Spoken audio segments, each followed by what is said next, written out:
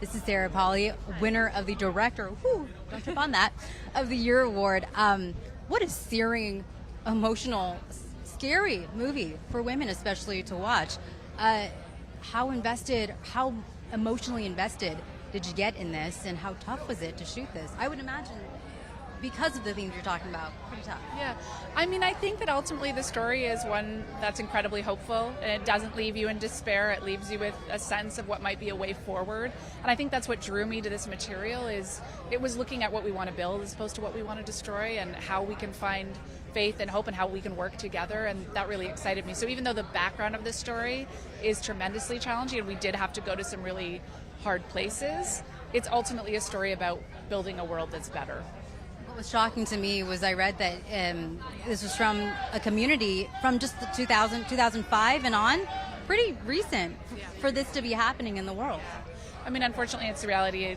A lot of places all over the world, and there are resonances in our own cultures. So I feel like it's sadly something we are going to be dealing with again and again. I think violence against women is this ongoing thing that we have to grapple with in various ways in various cultures. And but I think what this film did for me, or the book that it's based on did for me, is it gave me a sense of optimism that we actually can kind of work together and through and forward.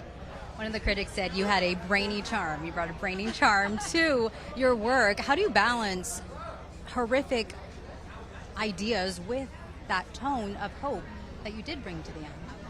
I mean, we were really conscious in making the film that it had to have as much laughter as possible, so whenever we could find light moments, that was important.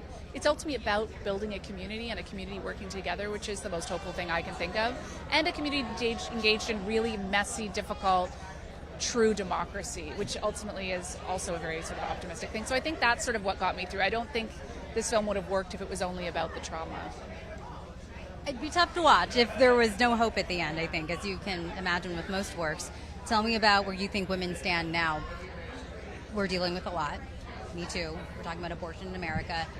Your film hits on several of themes that, it's in the middle of this national conversation. Where are we now, you think? I mean, I think we're at a really difficult point. I think in a way we've always been at a really difficult point. I think the thing that makes it more difficult right now is there's this sense that we can't talk to and work with people who don't agree with every issue with us. And I think as soon as we can kind of overcome that as human beings, I think there's a lot more hope in sight. I think this idea that we can't work with people unless they agree on every single issue with us is sort of that's the beginning of despair for me. So what I loved about making this film is you have a group of women who disagree with each other on some fundamental things, who must work together and do work together. Being open to discussion and open to new ideas, even if you disagree with it. Thank you so much, Sarah, for coming. Yes, absolutely. And good luck and congratulations again.